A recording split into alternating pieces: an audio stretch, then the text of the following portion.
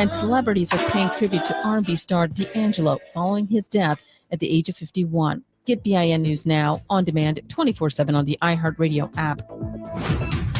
Escape the confines of the city for the expansive beauty of the Santa Ynez Valley with a short 2-hour drive up the coast. Let Chumash Casino Resort be your destination getaway. Welcome to freedom. Go to chumashcasino.com. Gambling problem? Call 1-800-GAMBLER. This is the KBLA Sports Minute with Ray Richardson. The Dodgers are coming home with a 2-0 lead in the National League Championship Series. They beat Milwaukee 5-1 Tuesday night. Another spectacular pitching performance for the Dodgers. This time it was Yoshinobu Yamamoto. Yamamoto delivered the first complete game in the Major League postseason since 2017. In 9 innings, he allowed only 3 hits and had 7 strikeouts. Milwaukee has scored only 2 runs combined in the first 2 games. Game 3 is Thursday afternoon at Dodger Stadium. First pitch at 3 o'clock. Major props to Atlanta Falcons owner Arthur Blank. Blank's foundation announced a plan to provide $50 million in scholarships over the next 10 years to the 4 HBCU schools in Atlanta: Morehouse, Clark, Morris Brown, and Spelman. Blank became an NFL owner in 2002 when he bought the Falcons for $545 million. No debates, no speculation, just the info you need. That's your KBLA Sports Minute. I'm Ray Richardson. More news, opinions, and conversation when we come forward on KBLA Talk 1580.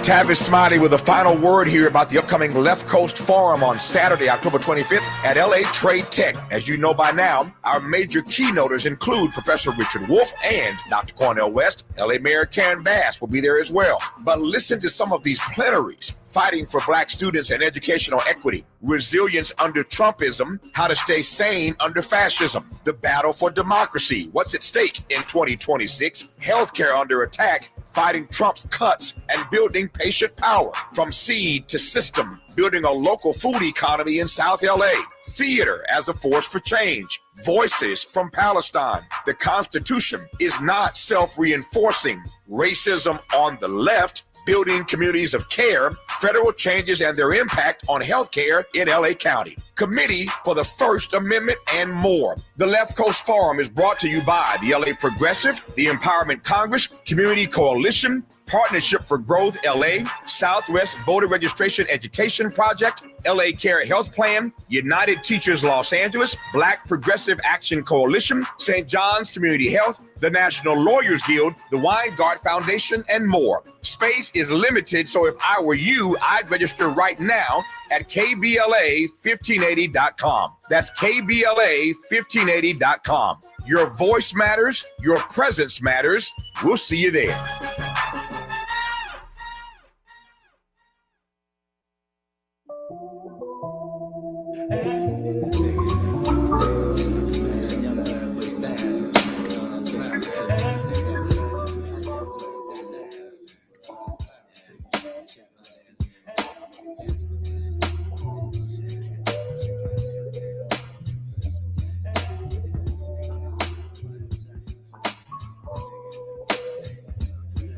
Let me tell you about this girl, maybe I should.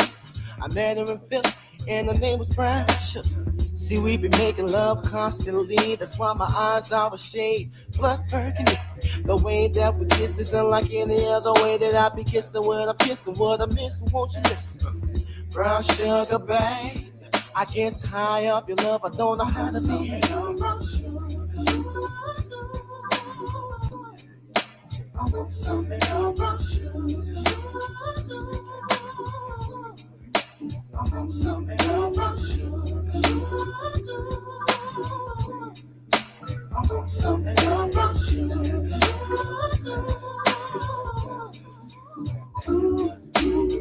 Oh, sugar, when you're close to me, you love me right down to my knees.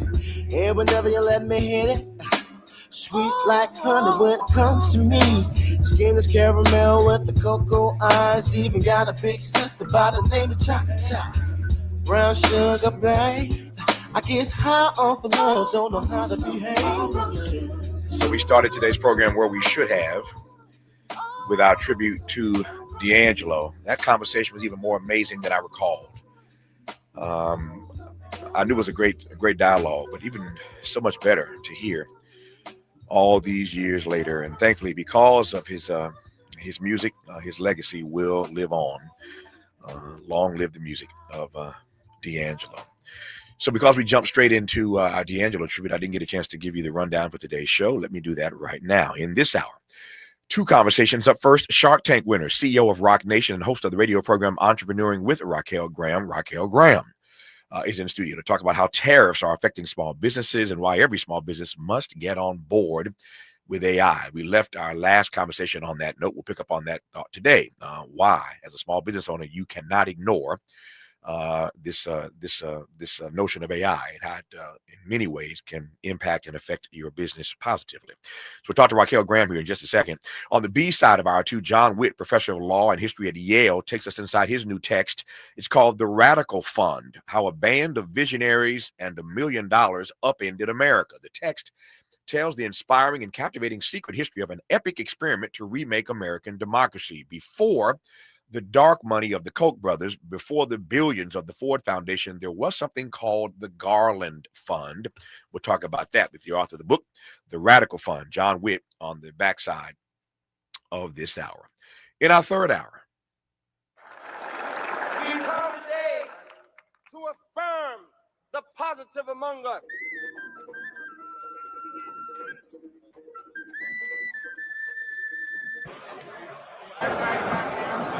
This is the day that the Lord hath made, and we're called to celebrate what God has done, what God is doing, and what God will do. Long live the spirit of the Million Man March. And this isn't about Farrakhan. This is about respect, unity, and love for the brothers. And we're trying to get something out of life. We're tired of being behind everything. We want to be in charge sometimes. We want to unify, and that's what this is about. Unity. Look at all these brothers around here. We need to do it and show the government, hey, that we need to have control of our destiny. We're choosing who our leaders are in the Black community, and we're not just going to accept anything anymore. We're going to come together. We're going to register people to vote and go back to our community, go back to my neighborhood, register my friends and stuff to vote, and we'll take it from there. We are the problem solvers, that we love each other, and that nothing will ever turn us around. God bless you. Strong men keep on a-coming. Strong black men keep on a-coming. Strong black men just keep on a-coming. We love you. in our final hour today, three guests who are all in attendance at the Million Man March 30 years ago tomorrow. That's right. Make you feel old, right?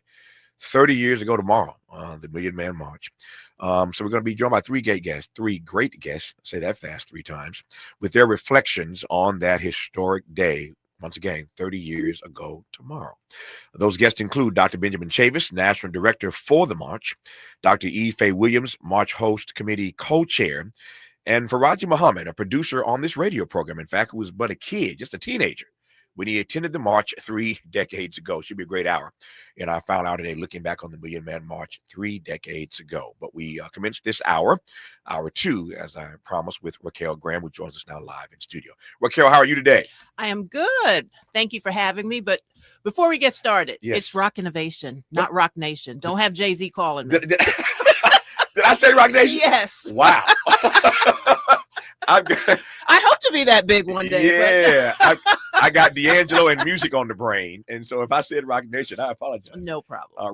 Roq Innovation. Sorry, Jay-Z. Don't want Jigga coming after me. Don't call me. Yeah. Okay, Roq Innovation. One more again. And for those who okay.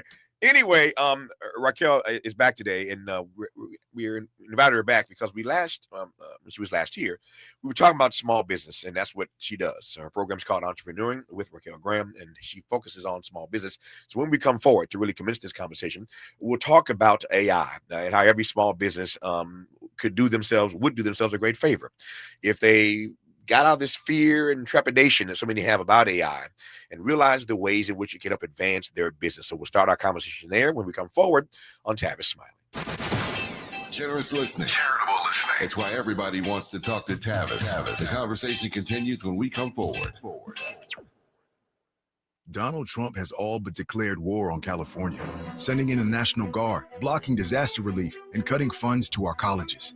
And now, he and Texas Republicans are trying to rig the next election by stealing congressional seats from black voters in states like Texas. They want to rig these elections, and they want the power that gerrymandering provides. Seriously, look it up. But Prop 50 is how we fight back. It gives Californians the power to fight fire with fire and beat Trump at his own game. Prop 50 creates temporary emergency congressional maps that level the playing field and protect the power of black votes. Not just in California, but across the country. Your vote matters, and the whole country is counting on California to lead. So use your vote to protect our power, our history, and our future. Vote yes on Prop 50 by November 4th. Ad paid for by Yes on 50, the Election Rating Response Act, Governor Newsom's Ballot Measure Committee, Ad Committee's top funders, HMP for Prop 50, and Fund for Policy Reform. Make a move into a home of your own. With City National Bank's Ladder Up Home Loan Grant, you could receive up to $20,000 that you never need to pay back. Use it toward your down payment, save on closing costs, or to buy down your mortgage rate. Find out more at cnb.com/ladderuphome. City National, here for every stage of the journey. Property must be in a qualifying market in California, New York, or New Jersey. Additional terms and conditions apply. Not all applicants will qualify. Terms are subject to change without notice. City National Bank is an equal housing lender. Member FDIC. NMLS number 536994. It's Cybersecurity Awareness Month. LifeLock is here with tips to help protect your identity. Use strong passwords, set up multi-factor authentication, report scams, and update your software. And for comprehensive identity protection, LifeLock is your best choice. LifeLock alerts you to suspicious uses of your personal information and fixes identity theft, guaranteed, or your money back. Start your protection today with a 30-day free trial at LifeLock.com. Use promo code NEWS. Terms apply. With the new IHOP value menu, $6 is all it takes to go to your happy place, where stacks of pancakes with bacon and eggs are just $6 every day. French toast, sausage, and eggs are, you guessed it, $6. And fluffy omelets come with a side of pancakes and only cost $6. Go to your happy place every day at IHOP. $7 in some locations. Available every day for a limited time at participating restaurants in the U.S. Hours may vary. No substitutions. Not valid with other discounts or promotions. Prices may vary.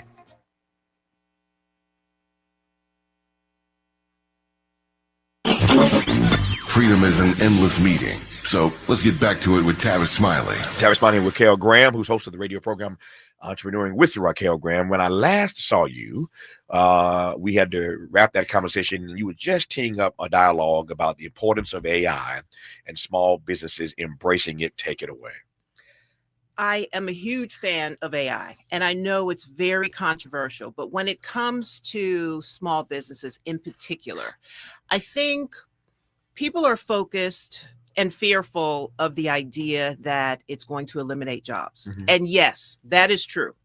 But what is fantastic, especially for a small business, AI is smarter than all of us put together. There's just no doubt about that. And if you do not get into the AI game, and you're competing with other businesses that are using AI, mm-hmm. Here's the problem.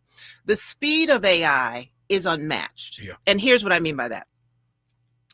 Even the most basic task, using ChatGPT, mm-hmm. which is like my best friend. Like, mm-hmm. we talk all day long. Mm-hmm. I don't make a move without chat.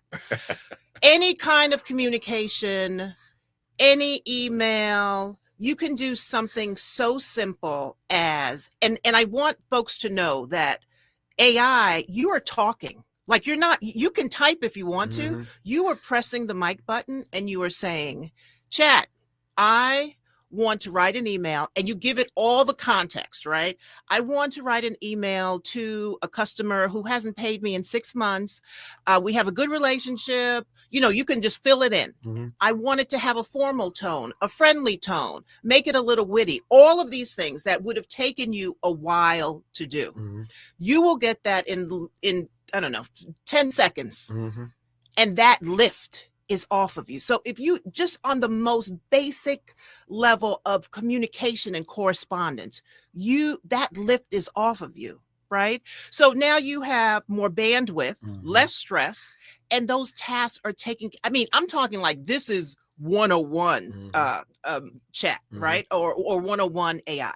So it's the lift that when you can streamline your business and have it take care of your marketing plans or help you figure out if you're struggling, this is your business. What are some ideas for how I can unload my inventory? It's your best brainstorming partner because it's going to aggregate all of the information out there that it would take you forever to find if you could find it, and then give you options that you could not imagine. So it is that admin, and depending on, what you need it for, it can be take care of your expenses just by speaking. So you can say, okay, chat, I want you to keep track of my expenses. So today, let's put this $50 under T&E, and I'll be coming back and just put them in categories for me. And every time you go in, it's going to aggregate it. And then you can say at any point, can you show me a list of expenses from August 1 to August 30th? Like, it's just crazy what it can do without you having to have any really formal training or having to take classes. Now you will spend more time researching because there's so many different kinds, but on the most basic level, chat is where I would recommend that you begin. And you can't mess it up. Like, there's no downside. But here's the thing that folks are not understanding. Chat cannot do everything. And I'm glad you said that. Keep going. Chat cannot do everything. And if we really look at human behavior and look at where we are now, where people are craving that human interaction, right? Where our strength is, let chat take care of all the admin, all the things that that would take up your bandwidth. And now you're creating more connection with your customers because you didn't have time to do that. And as we know, we do not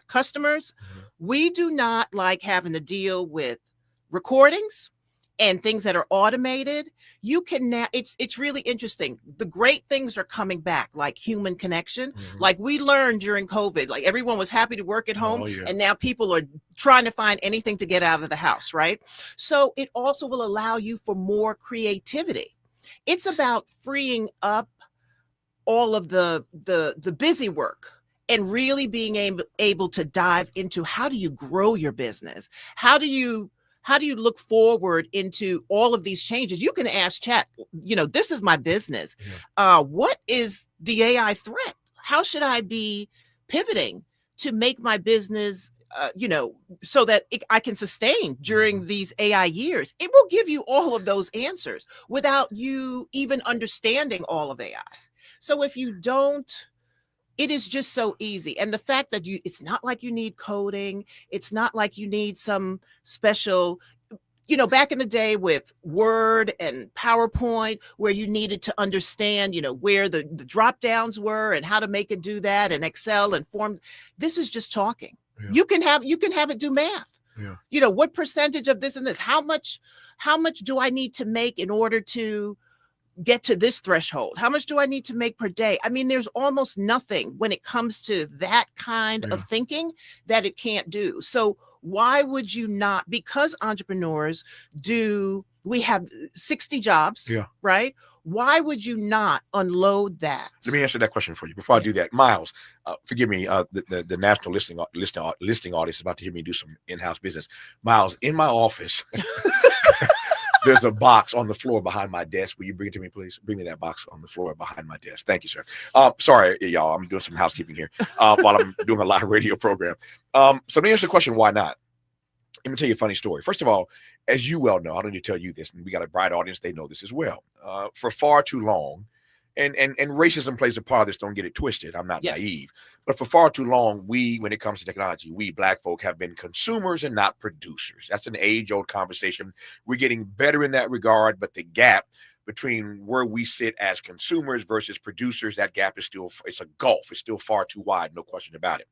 I suggest to you that some of that is not that we are not as creative as anybody else. Oh, God. Black folk are the most creative people on the planet. Absolutely. And I ain't hating on nobody. But some of that is the fear that we have of every great innovation. There's always a little fear in the Black community when these innovations happen. And let me give you an example of that. So my mother lives in Indiana. I'm going to put her on the spot right now. My mom lives in Indiana, and where I grew up, and she's listening to us right now. She's listening to us courtesy of Alexa. And so when I told my mom how this technology works, I said, Mom, I'm going to have a friend of mine in Indiana, my college roommate, Kai, and have Kai come by and bring some equipment. He's going to set you up on this system. The system's called Alexa. And once he sets you up on it, he'll explain it to you. And all you have to do every day is to say, Alexa, play Tavis on KBLA Talk 1580. And Alexa will bring the show up, and you can walk around the house and do what you do, and she will play it for you. And my mother's like, explain this to me again. It's going to be somebody in my house. I said, no, it's not a somebody, Mom. So who is this Alexa, right? I had to explain all this to her. Right. My mother was scared to death. And at Right. first she wasn't excited about this. Right. But she eventually acquiesced because she wanted to hear her baby. Right. All right. So when she got it, again, a little trepidation, a little fear, until she realized two things. One, that she could listen to Tavis every day. But more importantly, I think more importantly for her, she could listen to her gospel music. She could say, baby, she could say, Alexa, right, play James Cleveland. Alexa, play Walter Hawkins. Alexa, play Andre Crouch. I mean, she realized that she could get all the music all her gospel all day long. Right. Then she settled into the Alexa thing. My point is that there was a fear there. You take my point? Yeah. And I think that when you hear Raquel Graham say Chat GPT and AI shouldn't scare you, can do all these things, easier said than done. But what say you then about the fear that some of us in the Black community have of technology to begin with? Does that make sense? It does. Okay. Well, so my mom is the same. Right. So with that demographic, it's very different because they did not grow up in any of this. That's right. Pretty much, whereas babies now, they come out of the womb and they can, they can a work a phone cell better than phone. you. Exactly. And so I will, let me put myself in a certain category, which is around all of the technology around remotes and all of that. Sure. If my kids are not around, it is it's a problem. thing, right? And then one of the things that is problematic, and I think where there's a difference between with our community, is that these things take time. Yeah. And you have to carve out time to learn it leisurely. And I don't know that many of us have that downtime. We don't have leisure time. We don't have the luxury exactly to say, let me, this on Wednesday, I'm just going to dedicate to these classes, etc. That's not our life. So it becomes this other thing. And then if you don't get it right away, then it becomes frustrating, which is why I say AI is so great. I'm not telling you to go into AI immediately and create your avatar and have it do videos, although you can still do all of that by voice, right? But when you begin to see what it could do so that you don't have to do it, that should be. So you're saying slow down, and this is time that is worth investing. It is worth investing. But here's the thing. Not only is it worth investing, you have no choice because you cannot compete. You cannot compete. And I don't know that we've seen any technology roar in like this. I mean, at least with, say, Microsoft and all of that, it was growing. It was growing. AI is one program will come out and you see like another version because that's already obsolete and it's moving so fast, but you will lose. There's no way around it. Watching my time here, got about 5 minutes left. I want to cover two more things here. Yeah. So there's your sermon for the day. Yes. For all the small business owners, if you have not yet embraced AI, take the time. And I can concur with everything Raquel has said. Took me a while as well, but when I realized what it can do to help me run this radio station, I'm like, oh Lord, this is beautiful. So AI can write a promo for me. Exactly. Precisely. I don't have to write the promo. Okay. I love it. So it can help you run your business. There's that. Again, time getting tight here. Tariffs. Yes. What's your sense of the way these tariffs, what's the data telling us about the way these tariffs are affecting small businesses? Well, there's no question that it is. Well, there are two things. First of all, the uncertainty. And I just want to say that I am in the boat with everyone right now because The first time around, and I really want to share this just in case there are businesses that were not affected the first time. And now, so we just got the news on Friday morning that it's going up to 100%.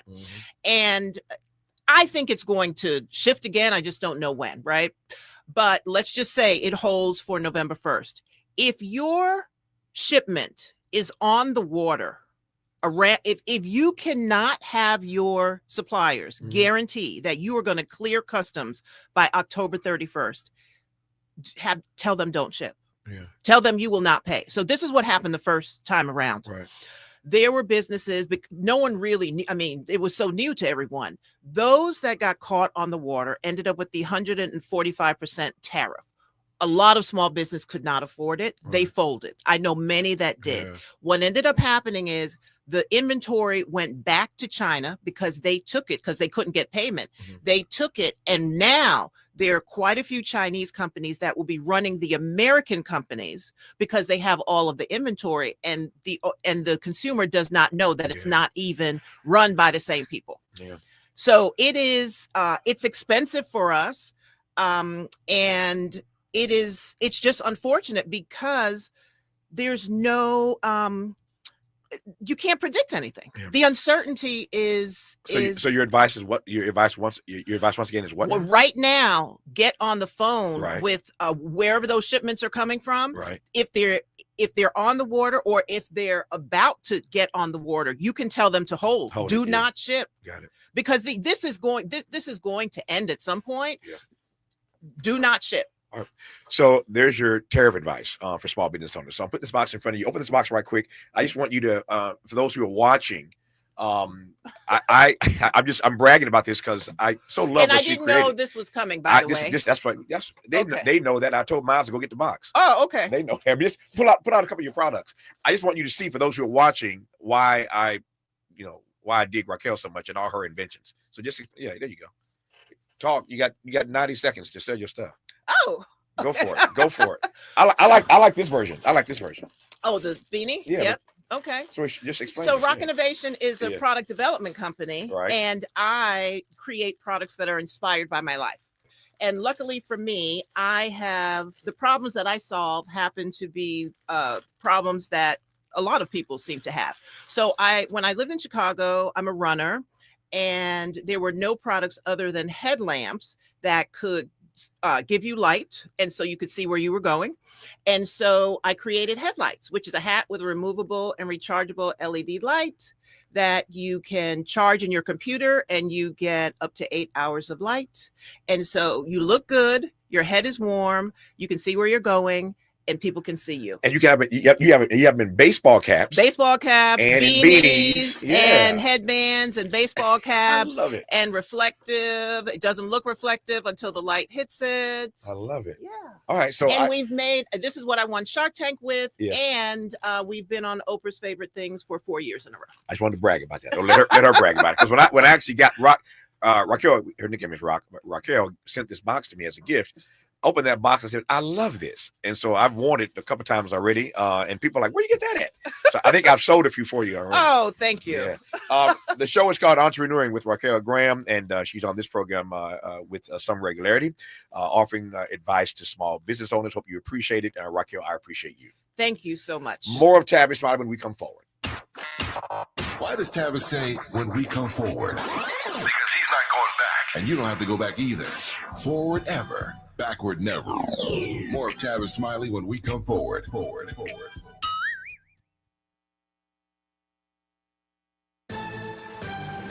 I'm Esther Dillard with BIN News Now. The Los Angeles County Board of Supervisors is declaring a local state of emergency in response to federal immigration raids. Supervisor Lindsay Horvath says the ongoing raids are forcing some businesses to close and many workers stay home. For months, families have been living under threat. Workers have been kidnapped from job sites. and children have been coming home to empty dinner tables. Cleanup efforts are underway after a rare and powerful October rainstorm slammed Southern California. Despite evacuations and concerns about mud and debris flows in burn scars, there are no reports of major issues. And the fifth largest excavation at Oaklawn Cemetery in Oklahoma is underway as field experts once again search for possible victims of the 1921 Tulsa Race Massacre. Get BIN News now on demand 24/7 on the iHeartRadio app. Escape the confines of the city for the expansive beauty of the Santa Ynez Valley with a short 2-hour drive up the coast. Let Chumash Casino Resort be your destination getaway. Welcome to freedom. Go to Chumash Destination Getaway. Welcome to freedom. Go to chumashcasino.com. Gambling problem? Call 1-800-GAMBLER. This is the KBLA Sports Minute with Ray Richardson. The Dodgers are coming home with a 2-0 lead in the National League Championship Series. They beat Milwaukee 5-1 Tuesday night. Another spectacular pitching performance for the Dodgers. This time it was Yoshinobu Yamamoto. Yamamoto delivered the first complete game in the Major League postseason since 2017. In 9 innings, he allowed only 3 hits and had 7 strikeouts. Milwaukee has scored only 2 runs combined in the first 2 games. Game 3 is Thursday afternoon at Dodger Stadium. First pitch at 3 o'clock. Major props to Atlanta Falcons owner Arthur Blank. Blank's foundation announced a plan to provide $50 million in scholarships over the next 10 years to the 4 HBCU schools in Atlanta: Morehouse, Clark, Morris Brown, and Spelman. Blank became an NFL owner in 2002 when he bought the Falcons for $545 million. No debates, no speculation, just the info you need. That's your KBLA Sports Minute. I'm Ray Richardson.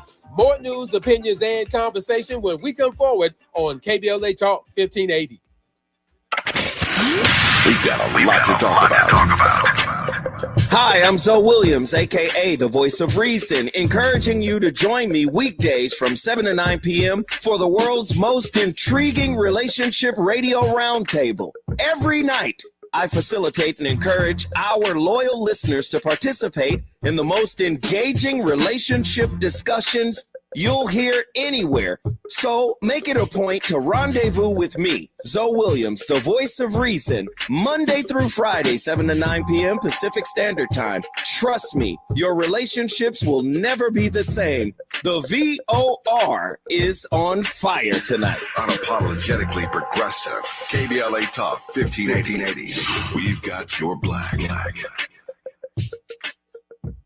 Paid for by government.com. Did you know the United States Mint has issued a new Morgan silver dollar coin in proof condition for the first time? Not only that, they are also minted in 99.9% pure silver for the first time ever in history. Coin experts are calling this an amazing opportunity for anyone that knows the enduring popularity of Morgans. But you must hurry. Only 400,000 of these legal tender silver dollars were issued. These first ever Morgan silver dollars are brand new with stunning mirror-like finish, minted by the iconic San Francisco Mint. Call now and you're guaranteed a new first ever 99.9% pure silver proof Morgan dollar. To learn more, call 1-800-973-9717. If you order now, you will receive a free coin collector bonus pack, a $25 value, free with every order. Call 1-800-973-9717 now to secure your new Morgan silver dollars before they are gone. That's 1-800-973-9717. Hey, KBLA 1580 delegation, your health matters to us. We know that information is power, especially when it comes to prevention and treatment. That's why we're proud to introduce the brand new KBLA Health and Wellness Hub. This online space is built just for you, connecting our community to trusted health resources, culturally relevant care, and even access to diverse clinical trials and emerging therapies. Whether you're looking for information on common conditions, mental health support, or just want to stay on top of your wellness journey, we got you. And the best part, it's all on our website at KBLA1580.com. Accessible, empowering, community-focused. So just go to KBLA1580.com and click on the Health and Wellness Hub icon, because knowledge is power and your health is everything. At KBLA Talk 1580, we've got your black. Less monologue, more dialogue. Tavis Smiley continues right now. It does indeed. John Witt is a Yale professor of law and history with a new book out called The Radical Fund, How a Band of Visionaries and the $1 Million Upended America. It is the inspiring story, for these challenging times. And I'm delighted to have him on this program. Professor Witt, how are you today, sir? Tavis, it's so good to be here. Please call me John. Oh, it's good to have you on. Thank you for your time. Let me. This audience knows again how I do this all the time. I'm always fascinated by the backstory. Before I get into the text itself, tell me about what pulled you into this. How did you come to know about this fund? What was your interest in it initially? So for people who study the history of American law like me, the backstory of Brown against Board of Education, that huge moment in 20th century American constitutional law, and such a troubled case in our time, that backstory starts with this foundation that provided some money to the NAACP in 1930, and that got me into it. Yeah. So tell me about the Garland Fund. So in 1920, this confused undergraduate at Harvard College inherits $1 million. His grandfather had been an investment banker in the late 19th century, created the Citibank fortune. And the young Charles Garland says, I didn't earn this. This is not mine. I shouldn't have it. Causes a huge hullabaloo. People come from all over the country to talk to him. And eventually he ends up giving the money away to a foundation that then gives that money to liberal causes, progressive causes, civil rights causes for the next 20 years. We ask this question often in certainly in my community, the Black community. Who does that? That's the question, right? Who does that? Tell me more about this guy and why he felt that he didn't earn, didn't deserve this money and just gives it away. Who does that? Yeah, but his decision caused so much consternation among the executors of the estate. They didn't even know what to do. They'd never had this happen before. Yeah. And newspaper journalists came from all over to interview young Garland. He was an idealist, Tavis. He was thinking about the world. He was looking at a world that looks a little bit like ours. Mm-hmm. He was looking at a world of incredible economic inequality.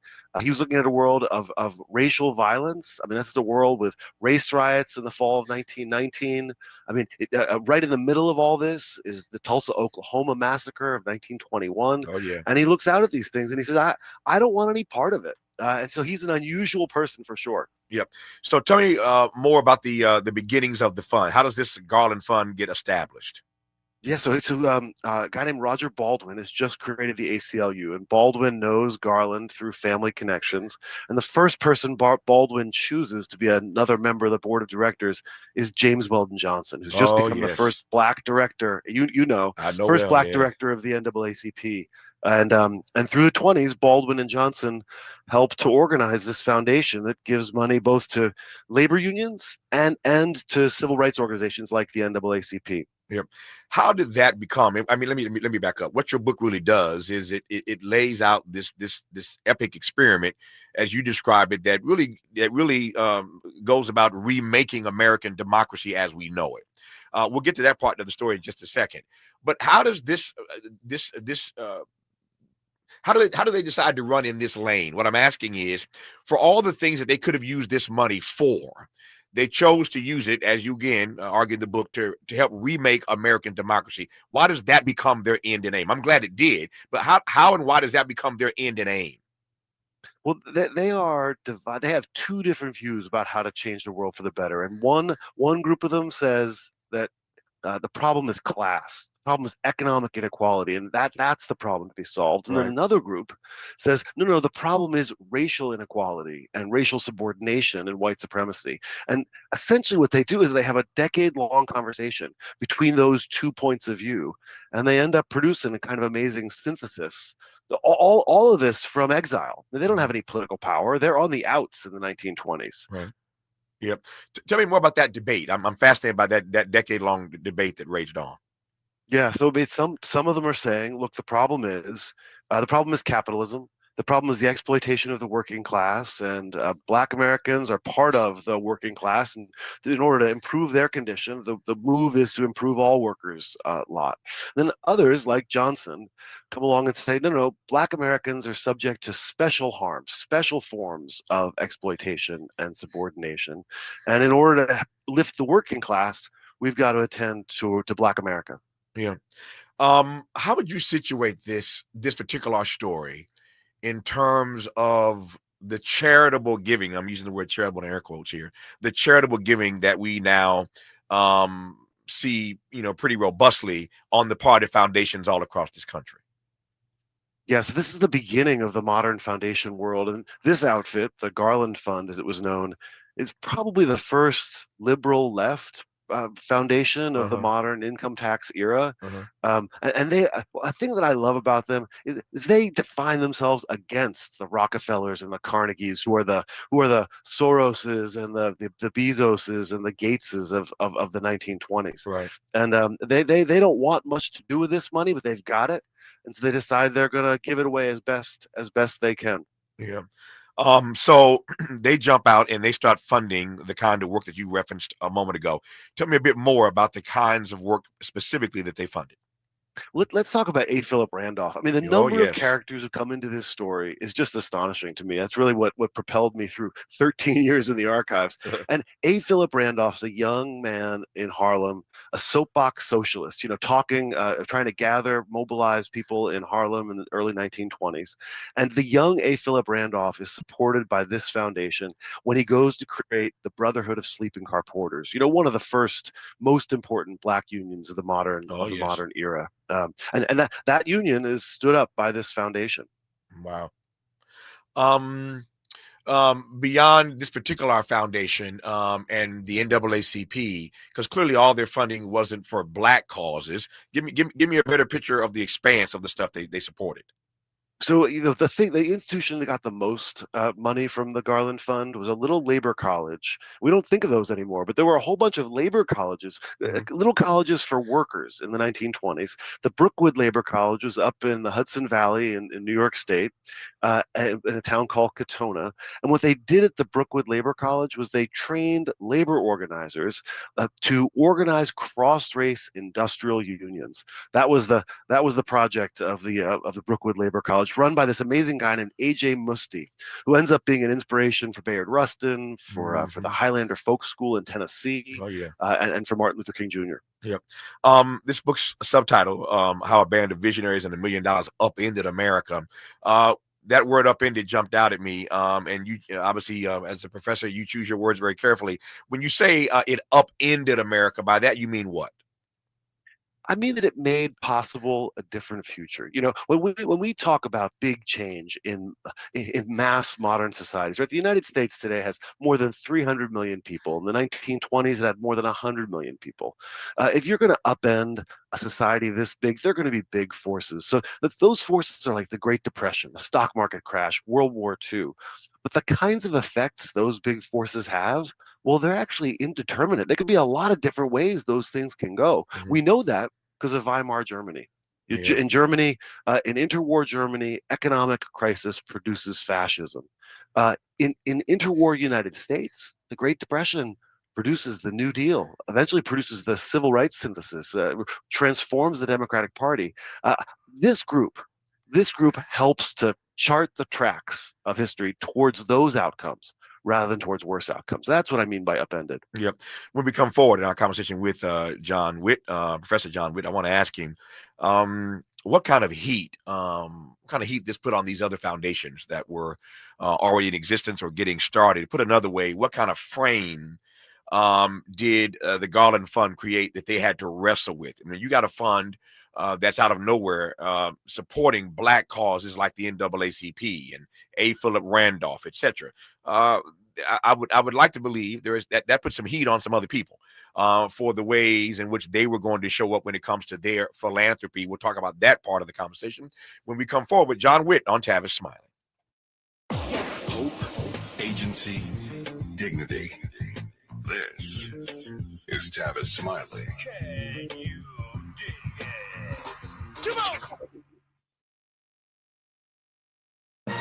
Tavis Smiley with a final word here about the upcoming Left Coast Forum on Saturday, October 25th at LA Trade Tech. As you know by now, our major keynoters include Professor Richard Wolff and Dr. Cornel West. LA Mayor Karen Bass will be there as well. But listen to some of these plenaries: fighting for black students and educational equity, resilience under Trumpism, how to stay sane under fascism, the battle for democracy, what's at stake in 2026, healthcare under attack, fighting Trump's cuts, and building patient power from seed to system, building a local food economy in South LA. Theater as a force for change. Voices from Palestine. The Constitution is not self-reinforcing. Racism on the left. Building communities of care, federal changes and their impact on healthcare in LA County. Committee for the First Amendment and more. The Left Coast Forum is brought to you by the LA Progressive, the Empowerment Congress, Community Coalition, Partnership for Growth LA, Southwest Voter Registration Education Project, LA Care Health Plan, United Teachers Los Angeles, Black Progressive Action Coalition, St. John's Community Health, the National Lawyers Guild, the Weingart Foundation, and more. Space is limited, so if I were you, I'd register right now at KBLA1580.com. That's KBLA1580.com. Your voice matters. Your presence matters. We'll see you there. Preparation, purpose, and passion fuel greatness. Join Brandon Copeland as he shares his journey from a professional football player to real estate investor, professor, and mentor committed in protecting one's wealth on and off the field. See how he turned his experiences and lessons learned into legacy. Discover life-changing plays, moves that build the future, and the importance of financial literacy to protect what matters. Catch the two-part series at casheslife.com/double impact. Brought to you by Nationwide. We asked seniors how to prevent Medicare scams. My best advice, if you get a phone call, do not talk to the person. These people are well-trained. Don't talk to them. They don't know me. They're just trying to scam me. Don't be fooled. Hang up. Just hang up. Never give out your Medicare number. They're going to get your number to put in a false claim. If I get a call from someone, I don't pick up the phone. And should I pick up the phone and they ask for information, then I hang up. How do you detect Medicare fraud? Just like I check my credit card statements, I check my Medicare statements monthly. Scammers can get a hold of your number, order medical devices through your account, and you're not even going to know about it if you don't look at your statement. Check your statement every month. If you get your statement and you see something that you know you did not have done, you report it. Call your senior Medicare Patrol. To report Medicare fraud, call the Senior Medicare Patrol at 855-613-7080. More honesty than you can handle. More empowerment than you can imagine. You're tuned in to Tavis Smiley. Tavis Smiley and John Fabian Witt, professor of law and history, and author of the new book, The Radical Fund, How a Band of Visionaries and $1 Million Upended America. So I am fascinated by the ways in which Professor Witt, the Garland Fund, put some heat, you take my point, on other foundations in this particular era. Give me a sense of beyond the impact they had on the persons and institutions who they were funding. How did other foundations, how did other philanthropists view the work of this Garland Fund?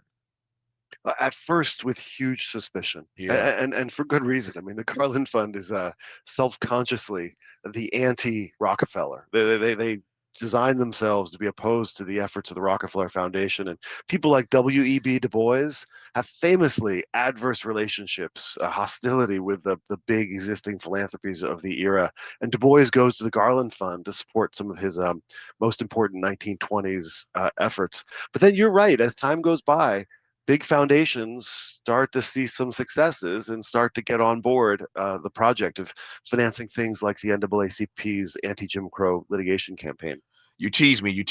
So now you got to please me. And you can please me by answering the question of why Du Bois and other African-Americans, I suspect, were having such issue with these long-established, white-run, Rockefeller-type foundations.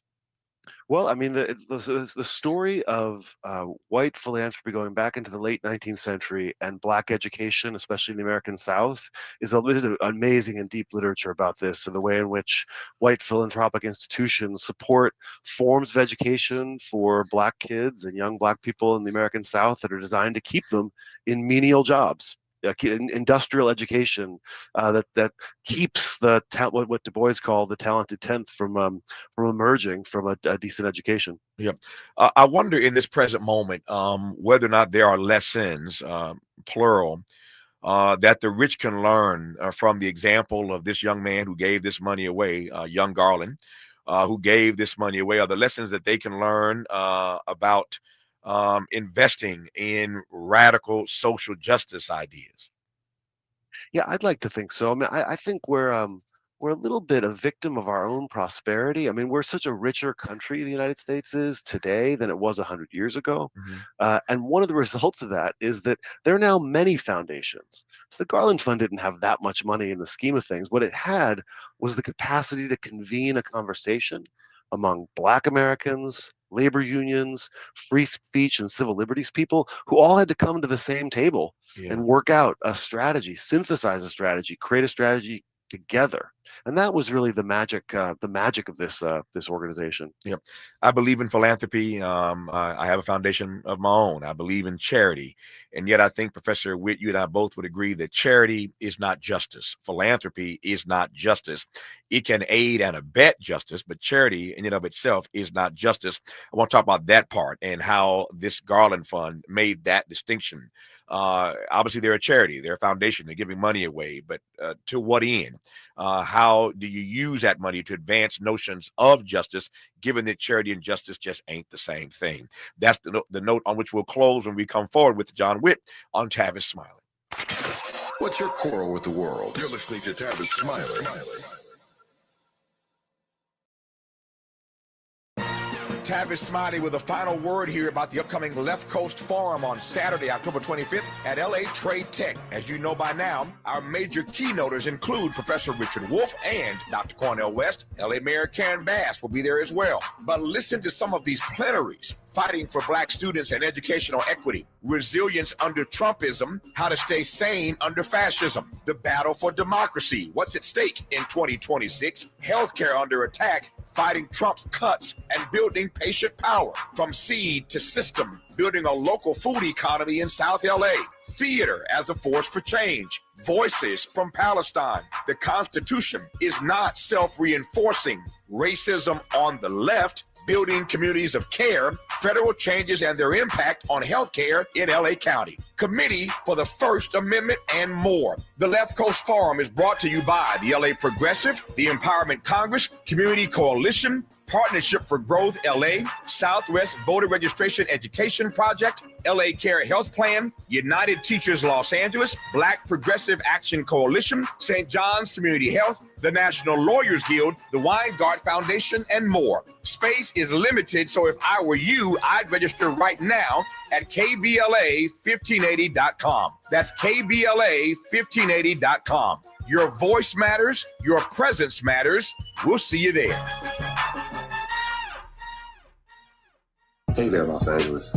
This is James Lucky Jr., publisher and editor of Los Angeles News Observer.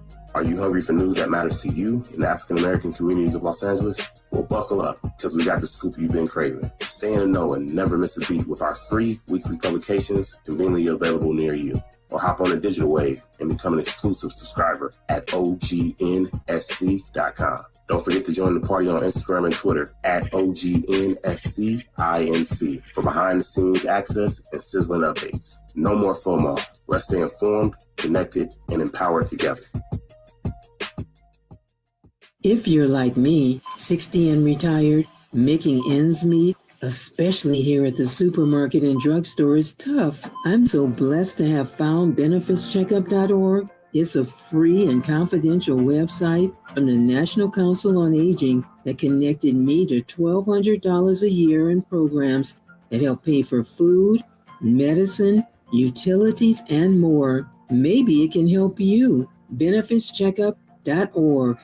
You know where you want to go in life, and City National Bank can help. City National knows the dedication it takes to build your vision for the future into a reality, and our team is here for you. We have a wide range of options to help, from personal savings accounts to interest-bearing money market savings accounts and more, all designed to help you get where you want to go. City National, here for every stage of the journey. Learn more at cnb.com. City National Bank is a subsidiary of Royal Bank of Canada, member FDIC. Helping to make you the most knowledgeable person in your circle of friends. This is Tavis Smiley. Tavis Smiley and Professor John Witt, a Yale law professor and history professor. His new book is called The Radical Fund: How a Band of Visionaries and $1 Million Upended America. We were talking earlier, Professor Witt, in this conversation about this 10-year debate that they had at the Garland Fund about how they were going to show up in the world as a philanthropic source of support. And I said a moment ago, and I think you and I both agree on this. I'll check your temperature in a second.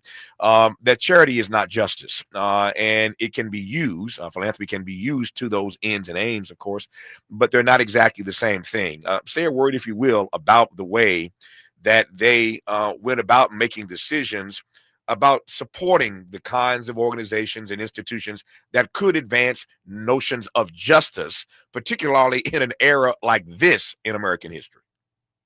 Well, they looked at a world that was a lot like our world today, and they said that unequal wealth is the problem, which gave them a real crisis. They couldn't figure out whether they should use money to help solve the problem, which was unequal money. And they hit on a really interesting idea. They said, we're not going to unilaterally disarm. That would disarm the justice projects that we want to advance. And so what they did was they tried to finance movements and organizations that had a lot of people in them. They looked to see where the grassroots were moving with their feet, and they invested there. Labor movement, unions, black organizations, and the like. And they had an interesting idea, which was that a little bit of hypocrisy was actually going to be necessary to take them from where they were to where they wanted to get. They wanted to get from charity to justice, just as you say. Yep. And to your mind, what is the legacy of this one man's decision to disperse his inherited wealth in the 1920s, no less? It's that charismatic, committed people can nudge history, can push us towards better places, especially in moments that look really dire. In moments in which progressives are in exile, there are the chances, the possibilities to build organizations that can make a better future. That is the historic. Let me close our conversation with the real time dilemma that we are facing in this country. I was reading last night in preparation for this conversation your piece in the New Republic about free speech as the antidote to political violence. I wish you, in the 90 seconds I have left here, take it and just go to top line that piece for me that I encourage our listeners to read. Yeah, so a century ago, the United States had lots and lots of political violence, and I wrote that in the wake of the awful assassination of Charlie Kirk.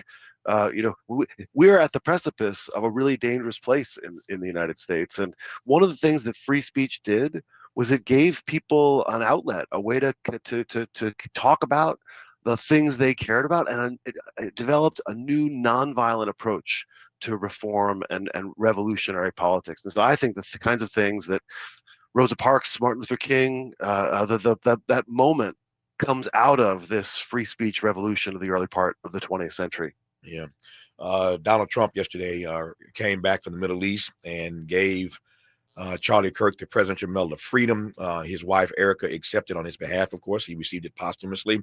Donald Trump said, and I quote yesterday, that Charlie Kirk was a martyr for truth and for freedom.